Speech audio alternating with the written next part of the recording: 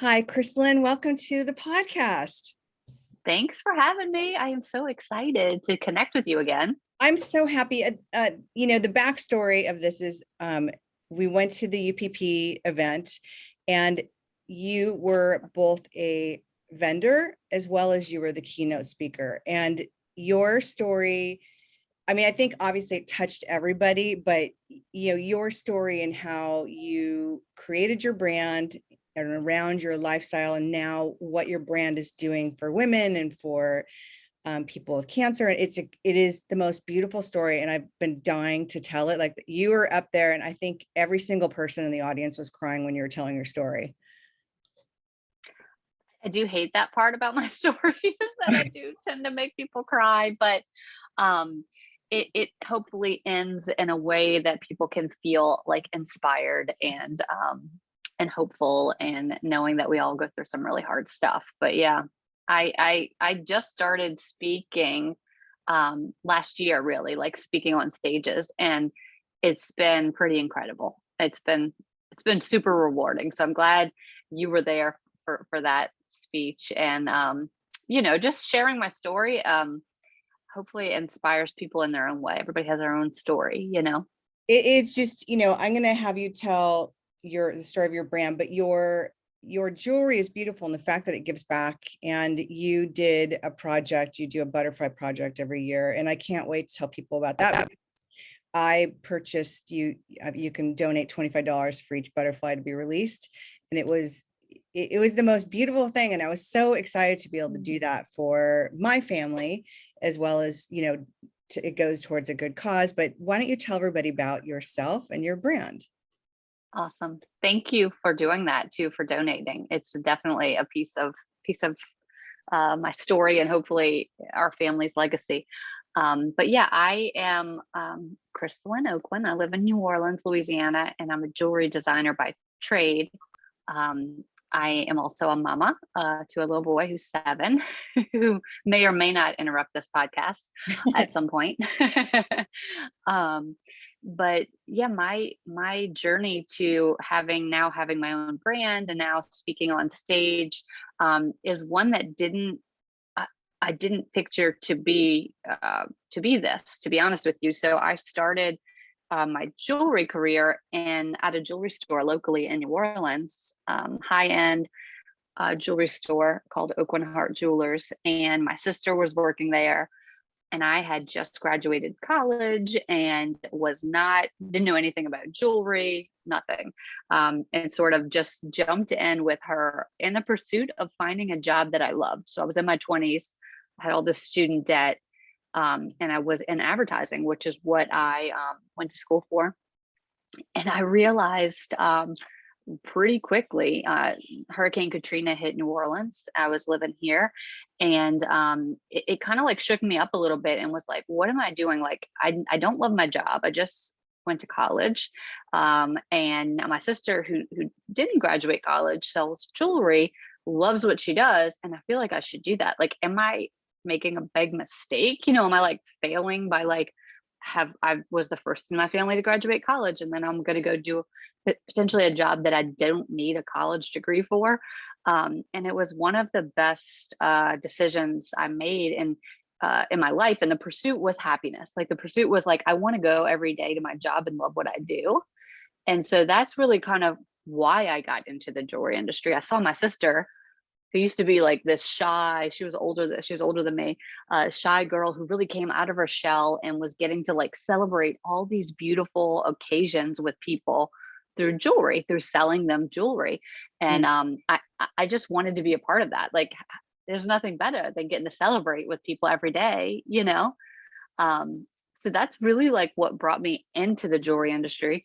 What I wasn't expecting was I met my husband in the jewelry industry. So he worked at the store. His grandfather had founded the store, and he was a diamond buyer. So he would buy the diamonds, and I was a salesperson and a designer. So I would design. Mostly we designed a lot of engagement rings. So kind of together, I would do the designing.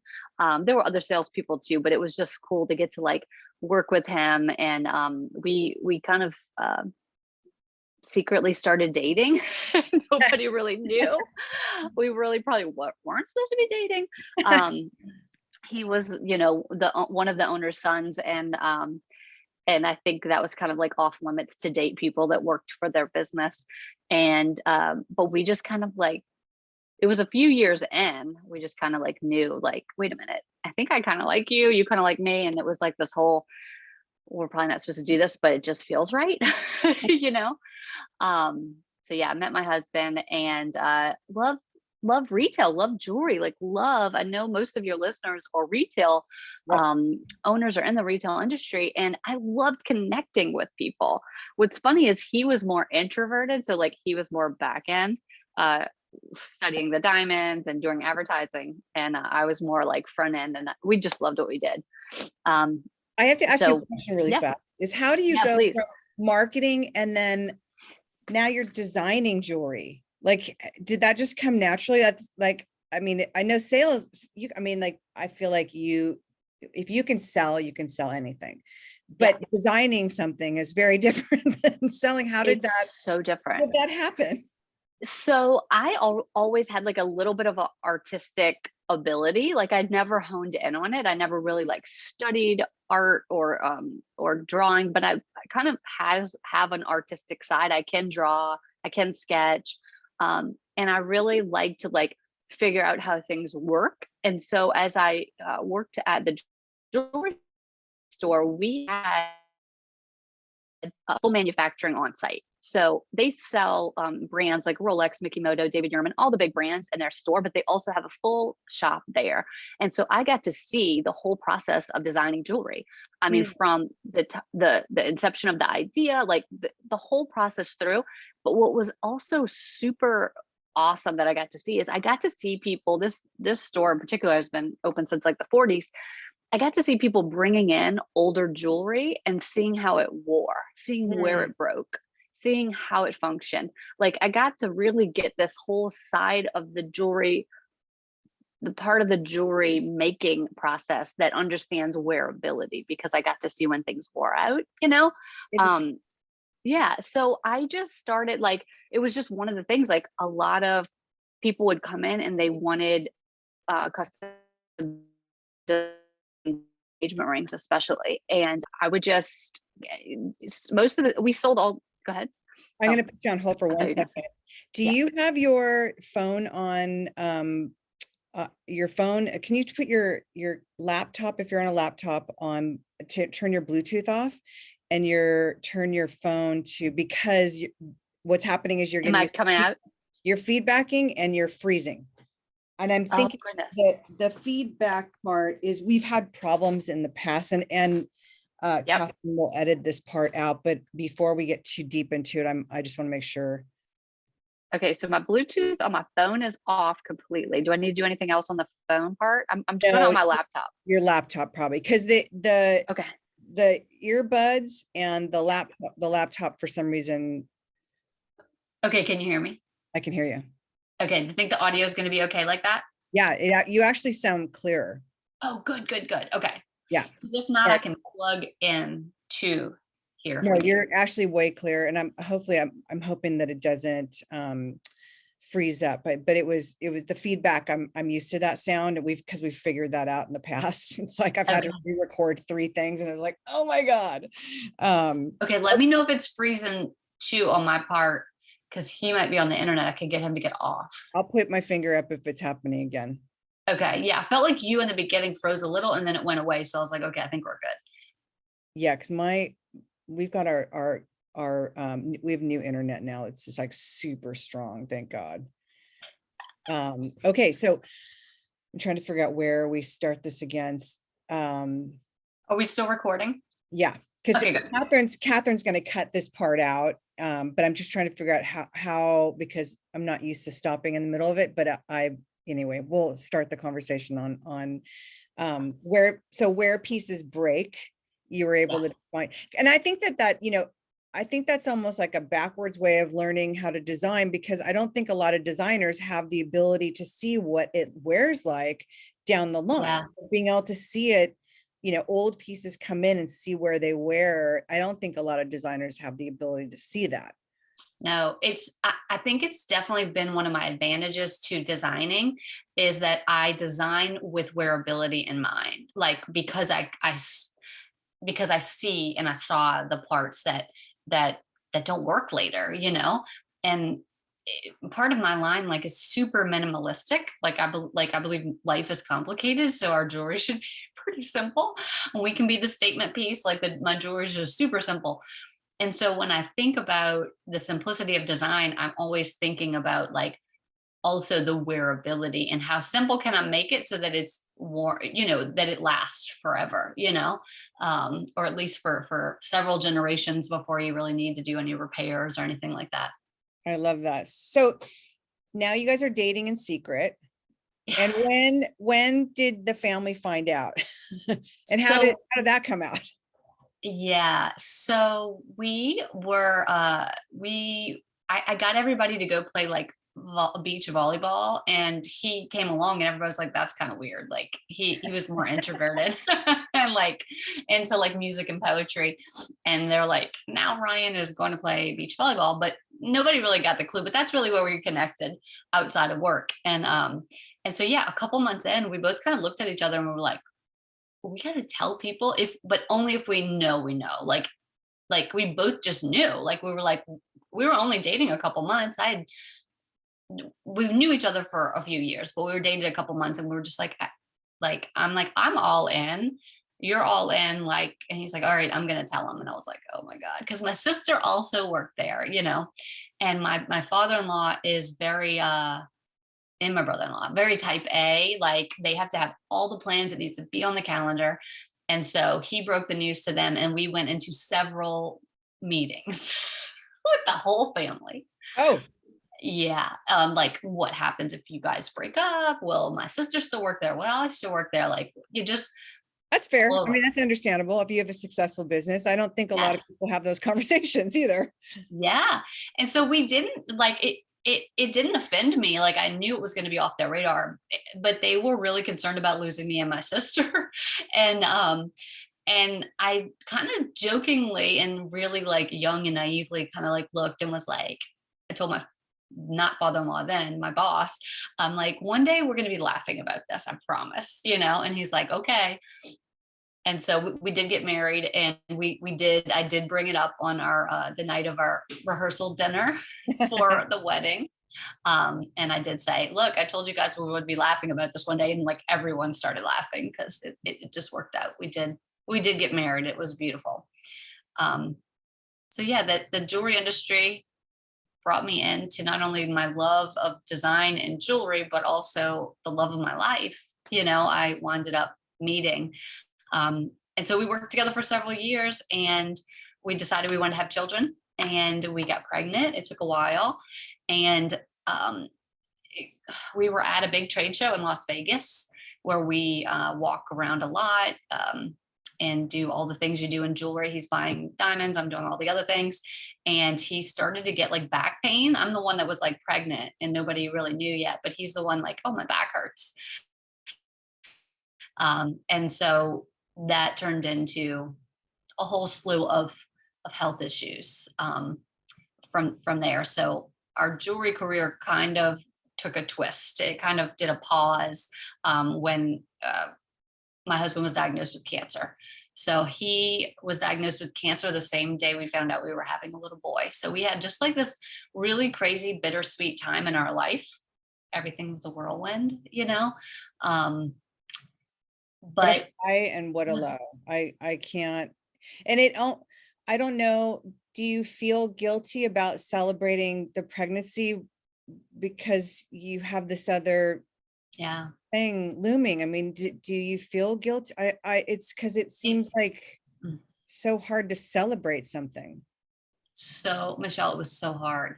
And it was so hard because there's something about when you become a parent or find out you're pregnant, like where your life becomes so much more important. Like up until that point, we were both like living for ourselves, and then obviously getting married, living for each other. But still you have this very like selfishness about your life that's acceptable because you don't have children. And then you have children or you become pregnant and you go, holy shit, like my life really matters. And I know I had that, and I know he had that. And then he's getting this really rare cancer diagnosis with a very poor prognosis. At the same time, we're finding out we're having our first child, you know? So it was tough, I can't, I tough to wrap can't your brain imagine. around. Um, to be honest with you, a lot of my pregnancy is a blur because we were so focused on Ryan, because his disease was very rare. So he had peripheral T-cell lymphoma NOS, and it presented in the lungs, which it doesn't usually do that.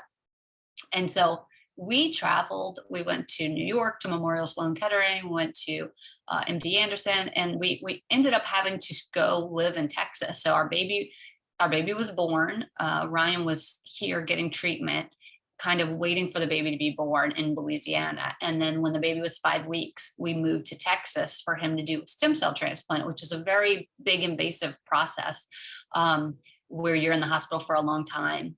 They basically take all your stem cells away and give you the donor stem cells, or your own stem cells back. And so we And you're in the hospital, that you don't leave the hospital, correct? Because I know somebody that had this, and because you have no immune system, yeah, you are basically living in a bubble. Were you able to visit him during this time, or were you not? Was he able to I see the baby? was. He couldn't see the baby. I was able to, but I would have to fully gear up. Like to go in his room, I had to scrub up. I had to put, a medical gown on, gloves, mask. So really, that was the way. He had no immune system until it built back up. And for people listening too, you can, if you ever wanted to be a donor, it's a really cool thing to do. Is you could donate your stem cells to people who are waiting for that life altering chance. It's there's a organization called Be the Match. They send it to your house. You can swab your cheek and send it back to them. And if there's ever anyone in the world that needs a stem cell transplant, there's only certain matches. So Ryan's whole family were not matches, and his stem cell donor came from Germany. And so she did they took her stem cells in Germany and they flew with them here. But like sometimes people can't find a match at all, and they don't have the hope for that. We will have that link in the notes for sure. Link it. It's a great organization. And it's just good to you almost get on the list and kind of forget about it if you ever need to be a donor and they call you. It's wonderful. But especially for mixed races, especially if you have a unique heritage, it's really important to do it, because those are the people who really struggle with finding a match the most.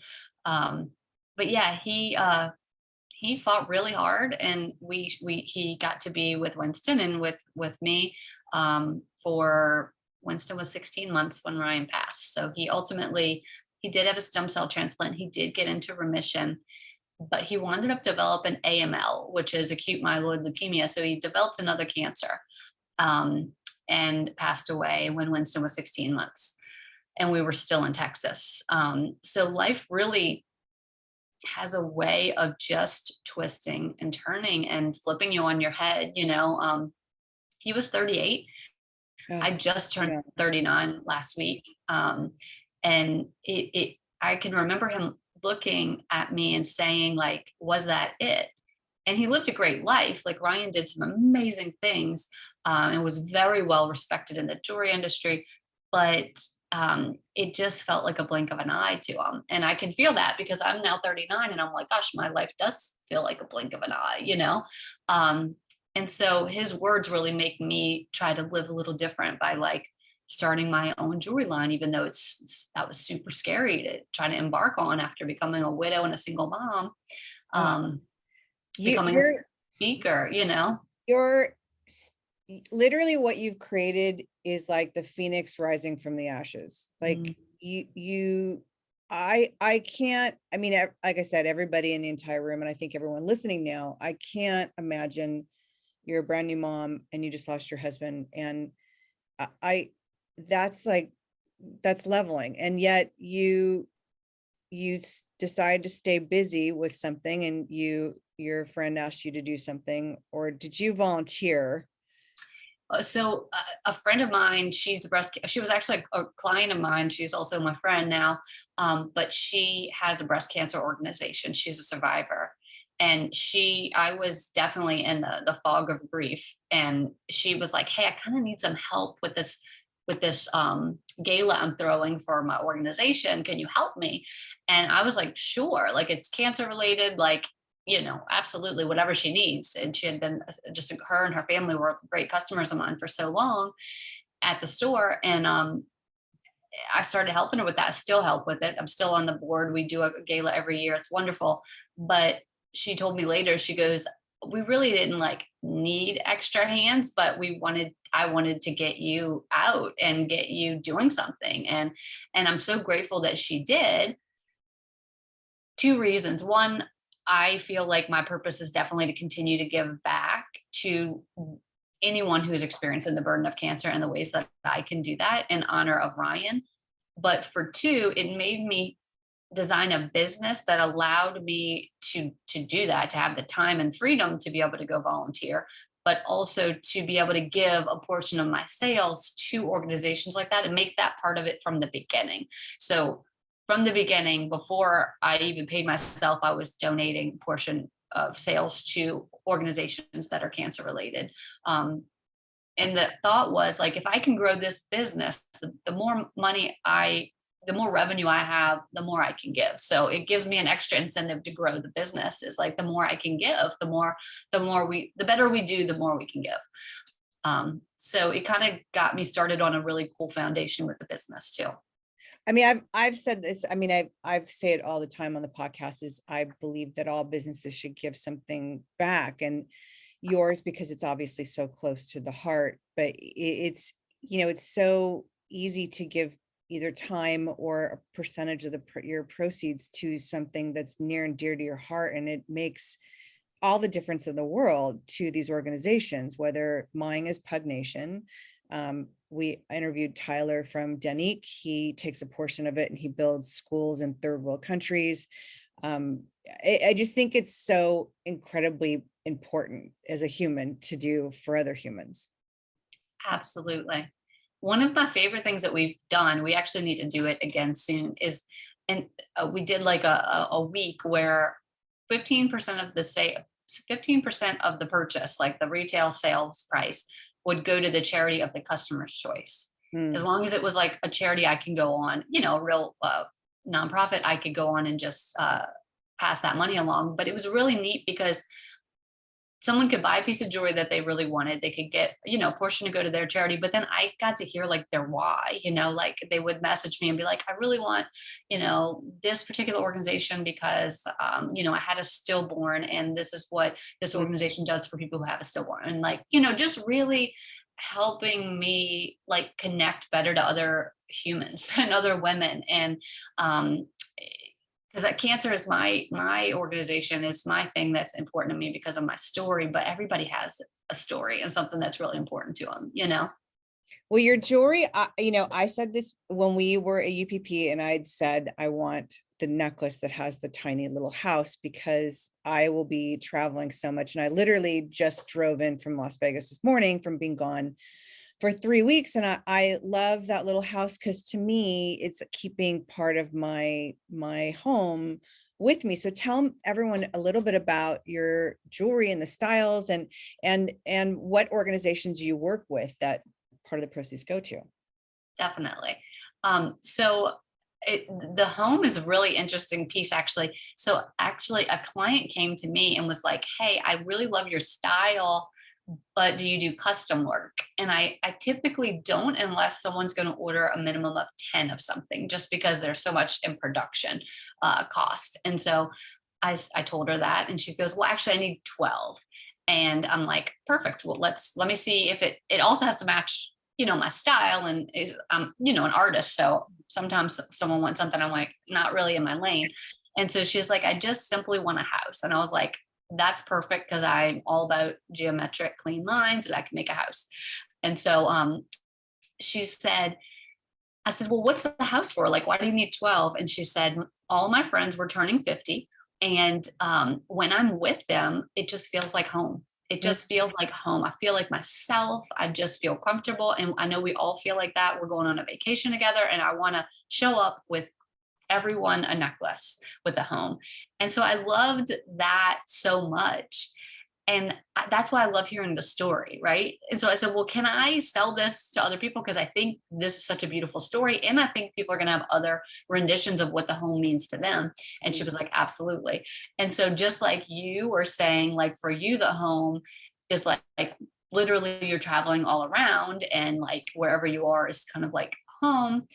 I've had another woman say, like for her, she's a cancer survivor. And one of my clients, Jamie Kern Lima, who is the founder of It Cosmetics, beautiful soul, she gave this other speaker the home necklace, and I gave the speaker at her event the strength necklace. And so we had both given her a necklace of mine, and she put them both on, and she said, to me, this means, she's a cancer survivor, the one who was receiving the necklace, and she's in remission and healthy. And she says, this means like my house is strong, like my house. And she like kind of did her hands to her body, like her home, her body is strong. And that was the house to her. So all of my jewelry has meaning, even though it's super minimalistic. I like assign a meaning, and then people really assign their, like they dig in more with the meaning. Like it doesn't always have to be what I say the meaning is, but most of my pieces don't scream. Like the necklace I have on right now, which is my logo, is the gratitude pendant, but you wouldn't know it. It doesn't say gratitude. It could really mean whatever you want it to mean. And some of the other styles that you do earrings, and you do rings as well? Yep. Earrings, rings. We're going to release some bracelets this fall. But yeah, every piece has a little bit of a detail that makes it meaningful. So like I know we're on a podcast. I'm not sure if you're going on YouTube. So people YouTube too. Yeah. So just a simple hoop here, but it has like a knife edge that really helps it catch like the light. So it's like where the metal comes up to a point. And so this is the edge collection, and it's all about remembering to like live on the edge, like take a little bit of chance, like push yourself a little bit more. And so to me, when I put this earring on, I'm like, oh, I'm going to do a little something that makes me a little uncomfortable today, So every piece has a little meaning, and it also comes with a card in the box that tells the purchaser or the person getting the gift what it means. But everything's, like I said, we call it like minimal yet meaningful. So everything's very meaningful, but it's not like fluffy. It's simple with meaning behind it. Do you sell wholesale as well, or is it just retail? And where is it available? So I sell wholesale locally at where I used to work, Aucoin Hart Jewelers. And I sell, the rest is sold on my website, direct to consumer. I haven't pursued wholesale again after that, just by one local, just because I have so many local people that knew me from working at the store. But it's an avenue we may explore soon. How do you market it? Because I know how I know you, but how do you, because I know for a lot of people, it's really challenging to get people to your website. Yes. And because there's obviously a lot of jewelry out there, how do you market it? Because do you market it, you work with women, like how is your marketing, and how are you getting people there? Is it by your story or? So typically, when I started my business in 2018, I didn't even have an Instagram. Like I didn't know how to use it. I didn't have one. And so I just started learning how to use social media. So Facebook and Instagram are the main things that we use. And then we have an email list. So we try to get people to get on the email list so we can, that's where a lot of the sales will come in, is through the email list. But what I found has grown my business from the beginning, but then COVID kind of paused that part of my business, was I would go to personal development conferences, women's conferences, not as a speaker, just as an attendee. And I would just immerse myself, network, meet people, hear their story, tell my story, like just really word of mouth, like very grassroots. I love that. Because I believe deeply in relationships and connection when growing a business or being a salesperson. Like if you can get in deep with 5 people, it's so much better than getting in very shallow with 100, you Yeah. know, because those people who you got so deep with, those 5 are now your people, they're your friends, and they know they're going to talk to you about so many, you know, to so many other people about you. And then you can really start growing that way. And that's how I grew my business and the other jewelry store. So I was a salesperson and I sold jewelry for 8 years there, but I came in knowing nothing. And when Ryan got sick and I left, I was the top woman sales and I was second in sales in the business. And it was just through digging in with people. It was referral business, you know? And so I try to do that now. And that's how I grew my business in the beginning. And then COVID happened and all the conferences stopped, you know?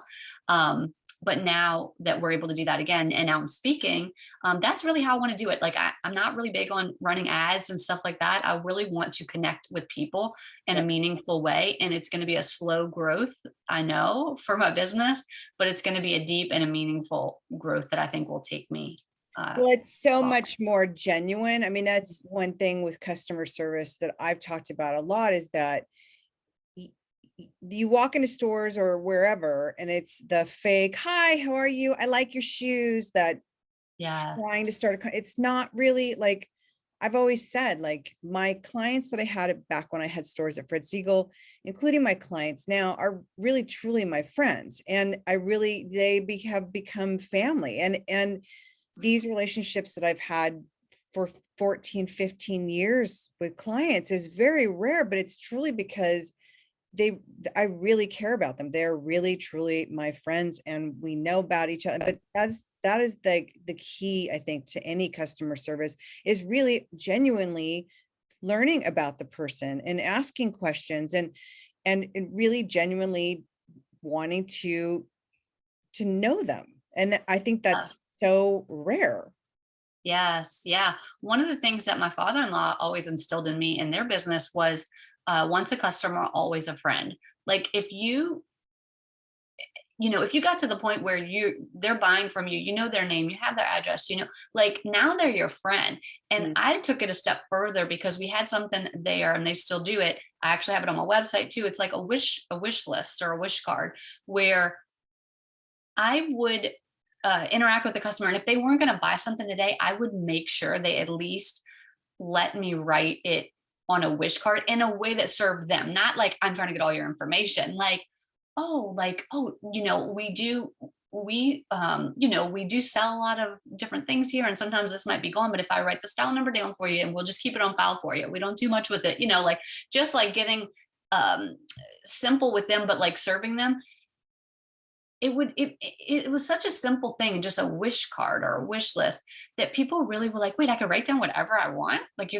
Like I could just walk through the store and you'll try jewelry on me. I could write it down. I'm like, yeah, that would be like the fun in it is like just allowing the customer to feel like I am servicing them. They are so special. Like whatever they want to try on or do, like I'm going to make sure, even if like some people would be like, I can't afford this. And I would be like, so what? Let's try it on, just connecting with them. That is huge because I think we all know, and for all my retailers, you all know there's customers that come in, they have said, I'm just looking.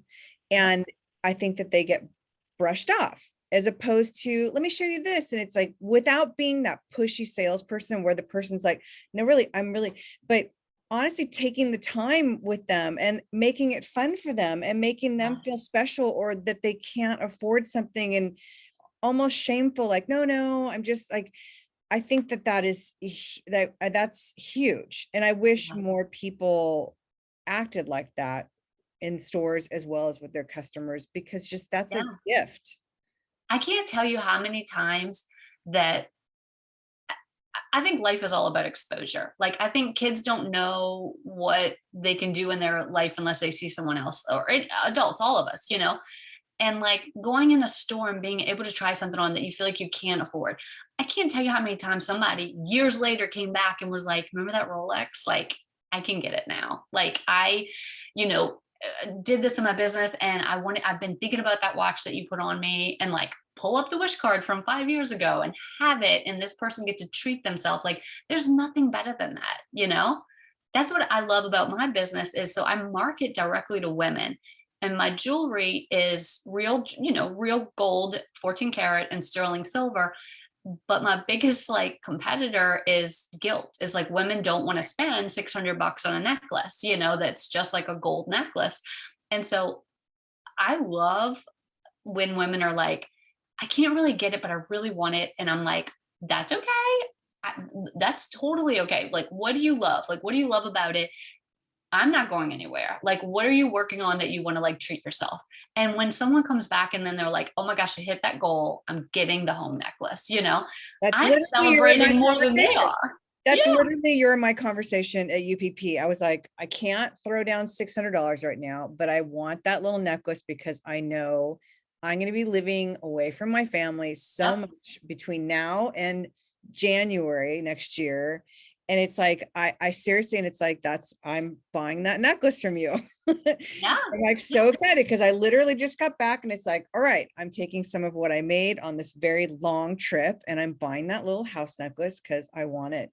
But that's literally the conversation we had. And I loved it because like I said, like there's something shameful about like, at least I feel kind of shameful, like, oh, I love it so much. And like, there's a weird thing of trying to exit out of a conversation when you're looking at something, I really love it. And, you know, the price is more than you may have thought, or, you know, if you're looking at something, you know, is more expensive, there is a weird back out of like, oh, thank you so much. But you made it just like you said, like, it's okay. Like, I'm not going anywhere. It's here.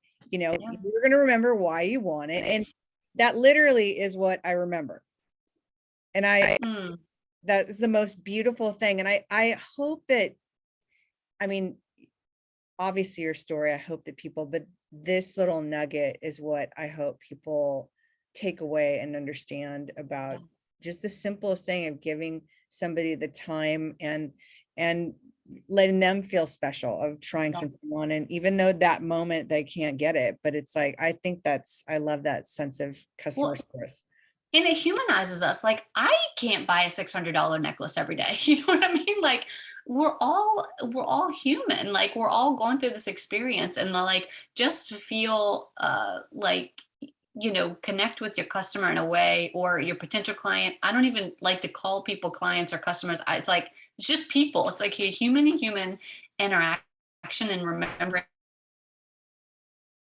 that. That's what it's about. It's just about human interaction.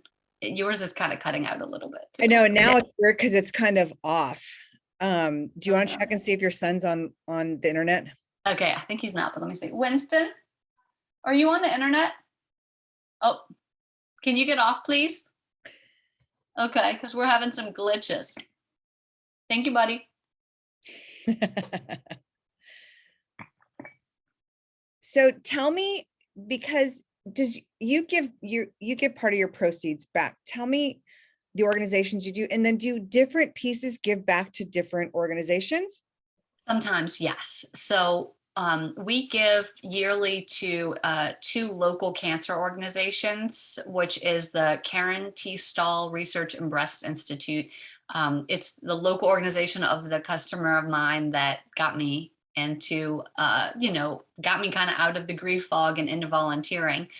And what's really neat about that organization is here in Louisiana, we have a really high cancer rate, unfortunately. Oh. And yeah, we really do. There's a lot of reasons I won't even go into, but what she does, what the organization does is amazing. But one particular thing that we were able to do a couple of years ago was change the legislation so that 3D mammography would be available to everyone. Insurance would have to cover it in Louisiana, and they didn't before. So wow. you'd go into a mammogram, and also our technology is a bit behind in Louisiana. It's a lot better now, but medically it was really behind. And so you would go in for a mammogram, and most people don't know the difference between a 3D and a 2D. And so you would just get offered the 2D, or they'd go, oh, you can pay $60 more and get the 3D, or $100 more. Well, most moms, like, they're going to be like, just give me the free one, the one my insurance covers. Like, I got to get groceries. Like, it's just not, I feel like, we were like, a lot of people are losing the opportunity to get a better scan. And so I didn't know the difference between 2D and 3D before getting involved. But basically a 3D mammogram is like say they scan you, it's almost like reading a book. Like they can like see your breast in slices and like almost like a page in a book. And a 2D doesn't have as much fine capabilities of getting in between all those layers. So you want to have a 3D. If anybody's listening to this needs a mammogram, ask for a 3D for sure. But anyway, that's one organization that we give to annually. The other is called the New Orleans Lymphomaniacs. It's one of my friends who is also a good friend of Ryan's, who is a lymphoma survivor, Ryan had lymphoma. And he throws the biggest 70s party ever every year on the river in New Orleans. There's 1,500 people there. It's wow. So much fun. So much fun. I was with one of the news reporters on the red carpet interviewing people this year. It was so fun. But he has done millions of dollars in donations, and he keeps it local. So again, this is another local organization. Just this week, he was able to give out 15 $1,000 checks to cancer patients at one of our local hospitals that had financial need. And he does it in my husband's name. So it's the Ryan Aucoin grants that he gives out. And so that's another organization we support. On a bigger level, we just released a butterfly pendant, and we gave for the month of June, we gave 15% of those proceeds to the Leukemia and Lymphoma Society. I campaigned for their Man and Woman of the Year fundraiser this year. And so there's different things we give. And there's a lot of in between that we don't really talk about. If someone says, hey, I have this organization, we're typically not ever going to say no. We're not going to say we can't give something. We do a lot of in-kind jewelry donations to auctions for organizations that are special to our clients. So it's all about giving back and also creating a brand that allows me to support my son and myself, so it's been a joy. Did you create a foundation for Ryan? So no, we don't have a foundation. I'll talk a little bit about the butterflies because you mentioned that in the beginning. So when Ryan was sick, he would go to the hospital a lot of times without me because I was at home breastfeeding the baby, taking care of our newborn. And we lived, when we were in Texas, we had an apartment right in the medical center. So he'd go get his treatment, come home. It was really kind of shaking him up how like he saw how much financial burden, in addition to the burden of cancer, that he was seeing people go through, like having to quit jobs, having to, a lot of what we did, but we luckily had saved money and we had a lot of family support where we didn't feel the financial, we had great insurance, didn't feel the financial burden as hard, but he saw people who really, were getting hit with it. And so he would say, hey, can we donate to this GoFundMe page? And I'd be like, who is this? And he'd just be like, somebody I met at the hospital. So we would donate a little bit here and there. We didn't have a lot to give, but he would say, when I get better, he would never say when he, if something happened to him, he'd say, when I get better, we are not going to forget this. Like, we're going to give back. We're going to help people with the financial burden of cancer. So when he passed, every year since then for his birthday, so my son can celebrate his birthday, so our family can, we do a butterfly release at the cemetery. We have beautiful cemeteries in New Orleans. And he's in one of them. Right? They're above ground. Yeah. Those are, I think, are the most beautiful cemeteries. That we don't have a lot of them in California, but they are the most beautiful thing to me. It's gorgeous. I mean, people literally come on tour buses through the cemeteries here just to see it because it's beautiful. But he was cremated and he's in kind of like a mausoleum, but it looks like it was like a little chapel before. And so it's really beautiful. And we ask our friends and family, it's not an organization. It's literally just people out of the kindness of their heart donating $25 a butterfly. And we give it to local family, or not even local, actually. A couple of years ago, I'm like, most of my clients don't even live here. We're going to give it to anybody knows anybody experiencing the financial burden of cancer, like, let me know.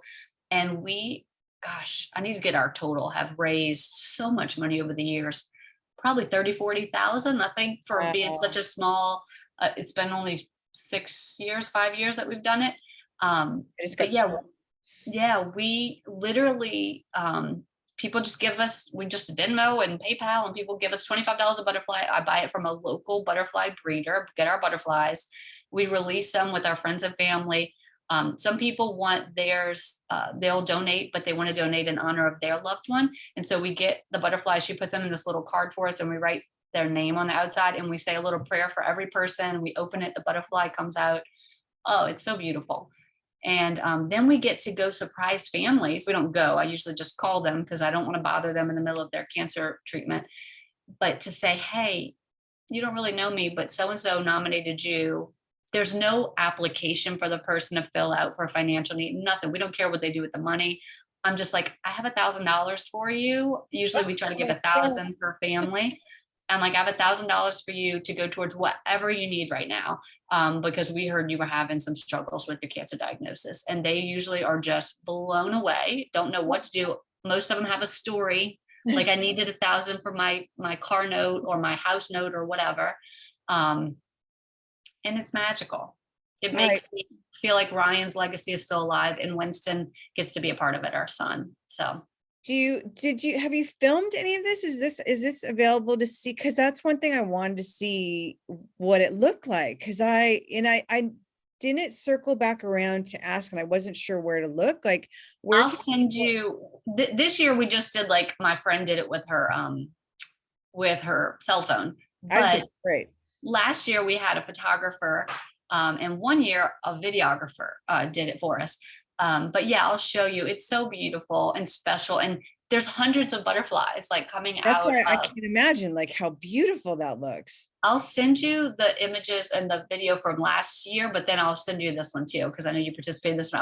I'll put the last one on my Instagram, some pictures from that, but I need to do one from this year. And I think that they're monarchs, right?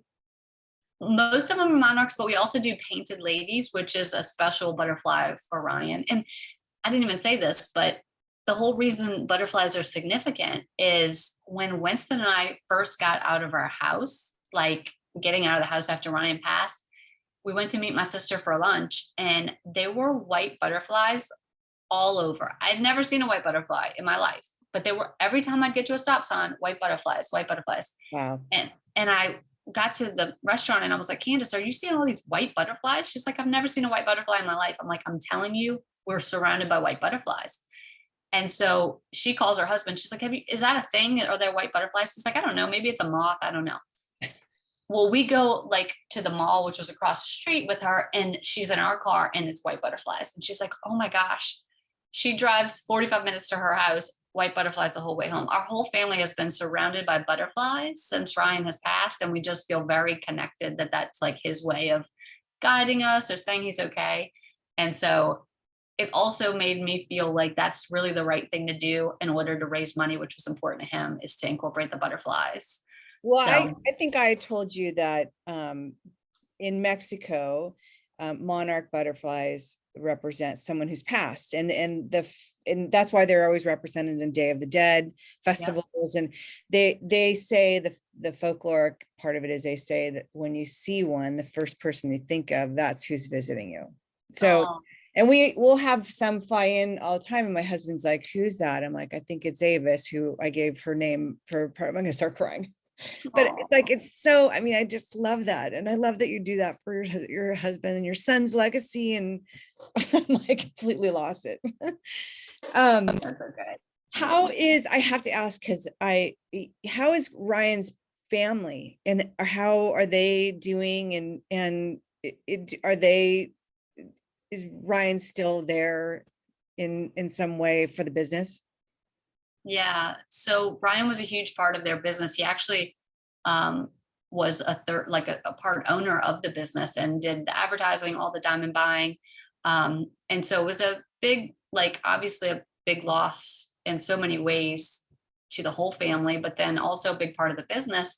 But they are really good about keeping his legacy alive. And Ryan's been honored with a lot of different awards since he's passed. He was like literally the most passionate diamond buyer. I would go to like WCK, the big trade show in New York in Las Vegas with them, or anytime we'd go to New York, and everybody would be like, oh, a lot of the diamond guys are, from maybe India, different places. And they're like, oh, Ryan, he's such a pain in the ass. He is like, he was the most particular about just the cut, the clarity. He would know like the 1,400 different aspects of a diamond, and when people are buying them, they're usually 4 aspects that they're looking for. And so he was such a pain, but we always had the best diamonds. Like, he really knew what he was doing. And they've kept that. I mean, his dad, he learned it from his dad. So his dad's still very much keeping that legacy alive. And we were just with the whole family. We're all very close. My sister still works at the store. They sell my jewelry in the store. We just went on a trip to Vail this week with them. And yeah, everybody, we just miss Ryan. Obviously, we wish things would have turned out differently, but everybody's just grateful that we all keep his memory alive and that nobody's afraid to talk about him. And we do that for Winston. So, Winston can at least get a sense of who our version of Ryan was through each of us, Well, I think he's very much with you. I will say that, like, I've always believed that, you have a guardian angel when you lose someone like that. And it's like, I talk to the people I've lost, and I'm sure you talk to Ryan. Oh yeah. I think that I'm very sure that person is still there, very much watching over Winston and watching over you. 100% believe that. Like, I really, really do. I feel his guidance constantly, and I ask for his guidance constantly. And I think I'm exactly where I'm supposed to be right now. Like, even though things were crazy and have been, and I cannot even still believe that this is my life, and to be able to identify as a widow or single mom, all the things. But his life and his legacy and his continued guidance has made my life more beautiful than I could have ever dreamed it could be, So I'm just always grateful for him. Wow.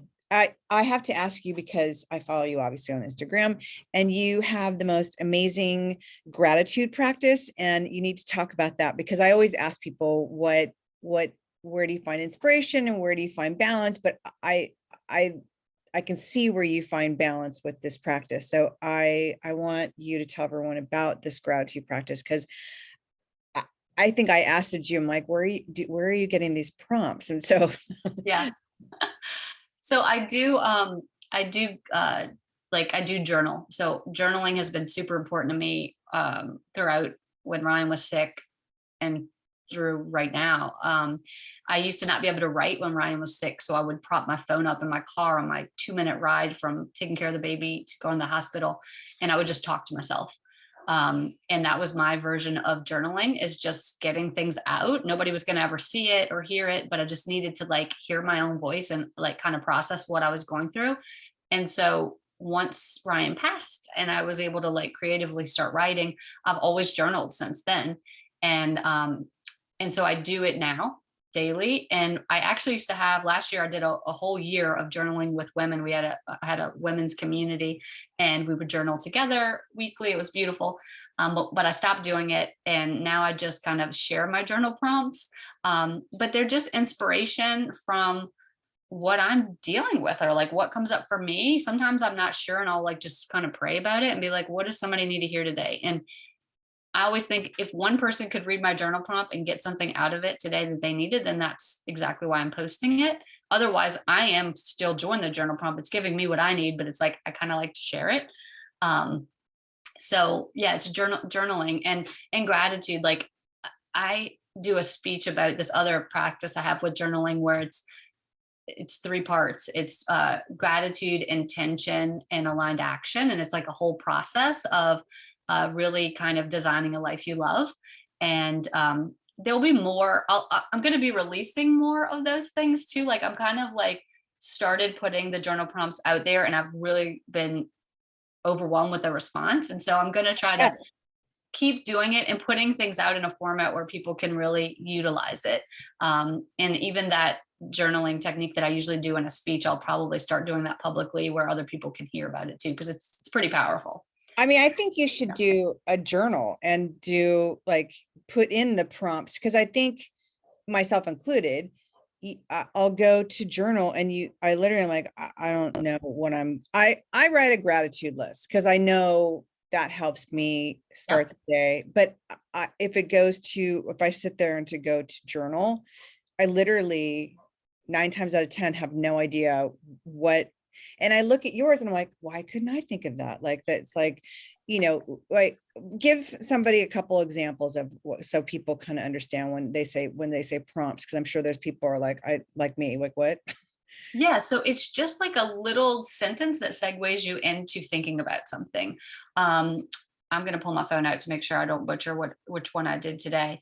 But today was okay. The journal prompt was something I really need to give myself credit for is, and then I usually on Instagram I'll just say like a reminder of like why is that important to remember. Like a lot of times we're just going for our next goal, the next big thing we need to do, and kind of always have something in front of us, but we don't necessarily always look back and really give ourselves credit and like hold space for ourselves and Yeah. the things that we've already done to get to where we are today. And so that's definitely something.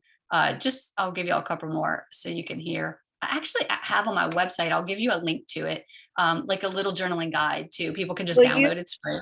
Will Yeah. you, if it, will you let people know where they can find you Sure. and where they can find this? We'll put the links in the bio. And will you send us the organizations that you work for? Yep. I have Be the Match, which we're going to include. Mhm. But I would love to link all this. I mean, my hope is that people hear this and they're inspired to do something and step out of their comfort zone and do something for someone that needs something. Because I think that you're like the biggest inspiration. Like I said, it's like the phoenix that rose through the ashes.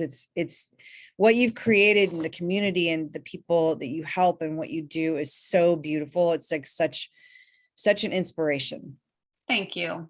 That means a lot. That really does. Like Yeah.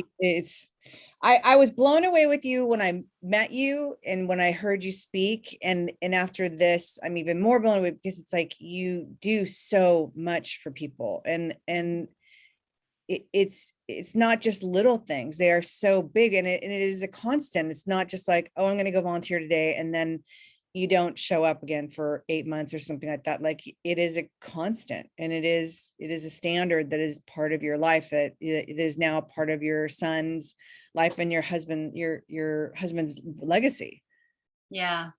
It is. But a lot of what I do, I always say this too, is like, especially when I'm giving checks to families, like I didn't have just $1,000 to give every family.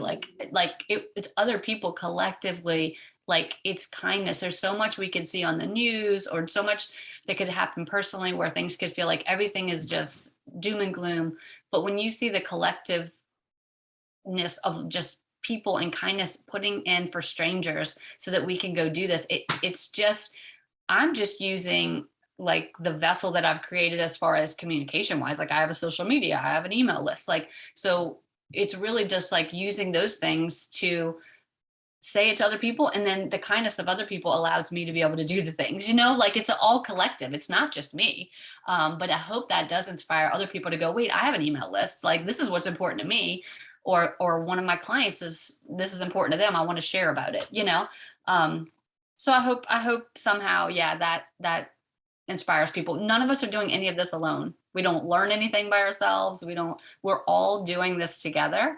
And that's like my gratitude piece, the logo, the pendant I'm wearing now. It's like, it's really about it, like I have the tattoo, like everything, but it's like connections and how we're grateful for all the connections, because we really wouldn't do anything without each other. And I'm grateful for you having me on your podcast. I'm grateful for the conversations we've had. I can't believe like I was running after your Uber that day because you left one of your rings on my table, Thank and I was you like, so much. it's Michelle's ring. I know exactly who this is. I was like trying them on and I didn't even realize. I'm like, and when you said that, I'm like, oh yeah, I guess it is. Like I am missing a ring. Great, thanks. But it's just connection. It feels good. It's what makes me feel alive. And hopefully it makes other people feel alive when they hear my story, even though I know it can include a lot of tears. I hope my story inspires people to just get excited about life, to design a life they love, to go after the things that are important for them, and allow people to help us along the way. We can't do it by ourselves. Love that. Please tell everybody where they can find you and on your Instagram and your Yes. website. So my Instagram is Crystalyn Aucoin Jewelry, and that's also on Facebook. My website, an easier way to get to it, because my last name is hard to spell, is womenbyjewelry.com, womenbyjewelry.com. And I'll also give you the link to the journaling guide, and they can have a little journaling guide too for free. That is fantastic. Thank you so much for telling us your story. It's so beautiful. And I hope I know people will be inspired by it. Thank you so much. My little boy is right here and you might want to say hi. Do you want to say hi? Say hi, Winston. Come say hi. Come say. He's being shy, but I'm like, he's right here. I know he might want to pop up. You want to wave real quick? We're about to hang up. Say hi. Hi. Your mom's a rock star. Thank you. That's so sweet. Thank you for having me on. And I can't wait to continue to connect with you.